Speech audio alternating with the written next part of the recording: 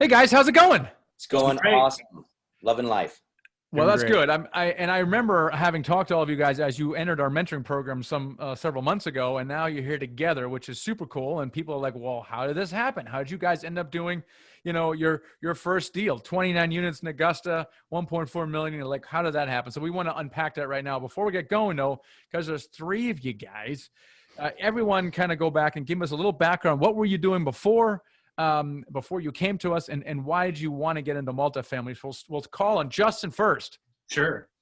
So yeah, I've been investing in 2 to 4 units, the smaller multifamily residential type deal since 2016. And, my thought process was like, hey, I'm going to be really wealthy 30 years from now. So how do I kind of ramp this up? And that's when I, had heard about your program, and I listened to some of the people that you had on your podcast, and I thought it'd be a good idea to look into it. And really, for me, it was about just protecting myself, because as a form of insurance, you're going to go through due diligence, or the PSA agreement, or whatever part of the process it is. It's good to have somebody that's got your back and that can kind of guide you in the right direction to do it the right way, versus the approach of just trying to see if you can make it through it, especially when you're talking about taking investors on. Exactly right. That's thank you for that, Bernie. What a little bit of your background? Well, see, 2 years ago, my wife and I basically looked at our finances and said, hey, we're comfortable. We're happy doing what we're doing, but we would like to be more generous. We would like to give to his work more, and we can't do that without some change. So we got into single family homes. Our best friend Google helped us out there, and we got into Augusta, Georgia, and our property management company. And then we realized, like Justin, that this was going to be a multi-decade journey if something wasn't changed. And again, we just Googled and said, hey, best real estate podcasts or whatever, and yours was one of them. And we listened to probably 2, 3, 4, and it's like nothing resonated. And then yours just really struck a nerve in a good way, and we became fans, and the rest is history, I guess. So talk about how you guys got together. Well, we have a mentor, Drew Whitson, and so one of your, I don't know if he was a student of yours long ago, but he is definitely a part of Nighthawk and your organization, and we all are students of Drew's, and so he basically is the reason that we all got together. That's fantastic. Now, why did you guys get together? Why did you, Justin? Why did you guys decide to partner? Why was that a good idea for you guys? Well, Drew made the introduction, and really how the deal came together was that Bernie had a foothold in the market, and he also had a relationship with a great property manager. So we had some knowledge of the market, and Bernie found the deal. And so Drew recommended that Steve, Bernie, and myself team up on it, knowing that, hey, we would take a smaller piece of it, but we'd have a team to really go after it and make sure that we got the deal done, not only on the money raised, but on asset management and everything that's involved in closing the deal. Yeah, I love that. And we talk about joint venturing all the time. People, think that this is kind of a lone sport, and it's not. We're constantly joint venturing with each other. And you guys actually ended up, all three of you guys ended up raising money for this deal. We did. I'll confess to a little bit of pride, I guess, or hubris, which would be the sin version. I thought I was going to do it all on my own. And from the get-go, it's just me and my wife. Exactly. We were just going to do this, and we were going to make history and find a deal in 6 weeks and put it under contract in 7 and get it done. And it just didn't work out that way. And we just hit the wall, and we realized we can't do this alone. Like everyone just keeps saying, it's a team sport, And Drew really said, you really have to partner to do well in this business. And we have discovered that. And Steve and Justin have been great partners. They are hard workers. They've pushed me at times to really look deeper at things I didn't want to look at. And it's been a great journey so far. How did you guys, Justin, end up splitting up the roles between you? Because there's three of you guys, right? So there's maybe some overlap. You guys figure out what your strengths are and what your focus will be? Yeah, I think, pre-close, we just assigned tasks. So everybody was involved in due diligence. We all went out to the property. We all dug in deep there. I handled more of the financing and just communication with our broker to get the financing set up. Bernie's always been involved really in like the CapEx budget and making sure that that's getting ironed out and it's on budget.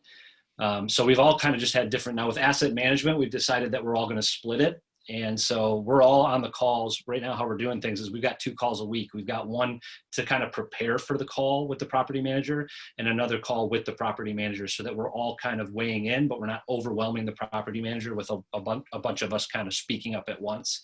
So we're going to take turns officially with asset management, where we'll take 6-month shifts to kind of visit the property and do some of the more in-depth asset management.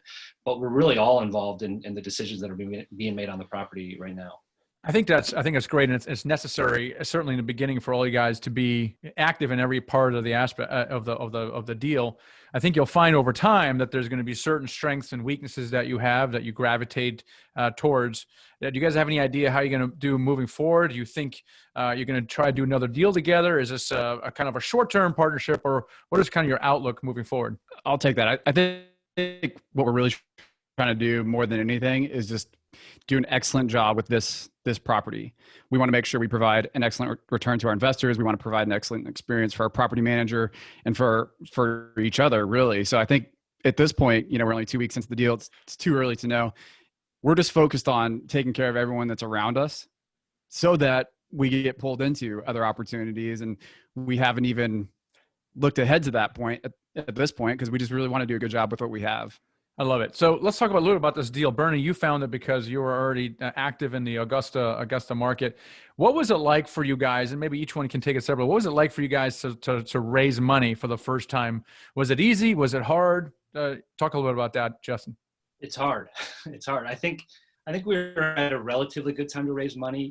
There's kind of a sense out there that, stocks are high. Maybe they're overinflated right now. So, if you've got a lot of money in the stock market and you're talking about putting your money into a deal that could potentially double your money in the next 5 years, investors are thinking, well, can I really do that in the stock market? Probably not. Let's get into this investment.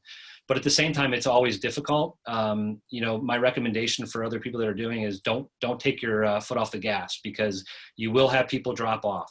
You'll have people that have committed to you. They're going to do it. And then for whatever reason, life happens and they can't do it. So continue to just talk to everybody and get that process started now before you were under contract on a deal. How about you, Bernie? What was your experience raising capital? Very similar to Justin's. I totally agree. I had at least one investor that dropped out that really surprised me. But life happens, and it's no big deal. The key, I think, is trust. To raise money, people got to trust you. And so honestly, my friends are the ones that invested with me primarily for this deal. And I can already see that in order to raise capital in the future, then I'm going to have to up my game in some way. I mean, it'll happen organically, but it'll happen slowly. I need to do something to accelerate that. And like Justin says, work ahead and raise money before you need the money. Steve, were there any major hiccups or challenges that you guys faced during this deal? I just think the capital raise was the most difficult part, especially because this was our first syndication that all three of us have ever done. And my background is in sales. And even with my background being in sales my whole entire career, it was difficult for me. I put everything into a spreadsheet and I've tracked it by column. So I had, if I did a Zoom meeting with an investor, I would mark a 1. And if I did an email to that investor, I would mark a 1, and a text message, I would mark a 1, so that I could quantify everything when I was done. And I found that at the end of the day, I ended up I talked to 86 people about the deal, and I ended up converting 5 into investors. So 5.7% of the people that I communicated with in some form decided to invest in the deal. So I think it all boils down to your process. So create the sample deal package, talk to as many people as you possibly can, get them into your sales funnel, and turn warm leads into, closing them on investing with you. And I think that's a process. Well, and so you being in sales, you're used to that, and a lot of people are not. But you have a process where you track your leads, you track your activity, you track your conversion, and I think you're right. It is a process, and it's just simply something that you just do. You have conversations, and you have a 5% conversion ratio, which is darn good. And the other 95 people, whoever didn't invest, that doesn't mean they're never going to invest with you, because a lot of these guys are going to be on the fence. Oh, let's just see what Steve does. Well, Steve just did a deal, so guess what? They're going to probably hop off the fence and try to make sure they're part of the next deal. So I think that conversion will go up actually after time as well. Justin, what's some of your advice to someone, gosh, think back 6 months, ago, whatever. when you first got started and you had happy years on, what's your advice to someone who wants to do what you guys have done? I'd consider, hiring a coach. The capital raise was a lot easier because we had someone on our team that had a ton of experience. And, our sell to investors are that we're trying to do this the right way. We're not just going to go at it having no experience, even though we've had our residential and small multifamily experience.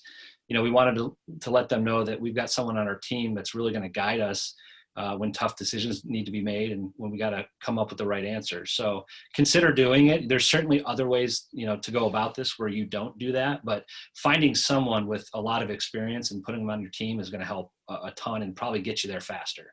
So having a mentor, that's definitely, I say people can figure it out and they eventually will. It just might take longer and they might make more mistakes. You guys have decided to invest in a mentor.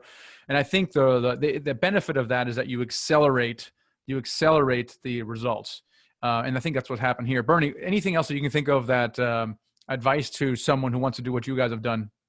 Sure. A little bit on the mentor. The problems are always going to crop up, and you just got to push through them and see them as opportunities and not as the end of your world. Before Justin and Steve came on board, this property was under contract with someone else for $1.4 million. And for some dumb reason, I decided to go in the day of and offer $1.5 million. And so I did. And then Drew, my coach, said, "You did what?" And I said, "Well, I wanted a deal, so I offered 100,000 more." And he says, "No, you go back to the seller and you ask him for 1.4 million. I'm like, "That's humiliating. I don't want to do that." And he says, "Go do it now. It's $100,000. And I did. And the seller was like, "Yeah, I don't know what you were thinking. I just thought that you were going to come back later and ask for more off. And so sure, 1.4 is fine." And I was like, wow, dodged that bullet. It was funny. And it was nice. A mentor that said, "No, you need to go fix this problem right away."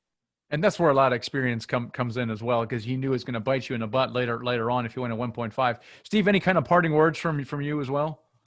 Yeah, I think a few things. One, this is a long-term game. So I think having a long-term mindset is the most important. And that means taking care of everyone that's around you. You talk about it all the time. This is a team game. And the way that you're going to be successful is by taking care of everyone that you surround yourself with.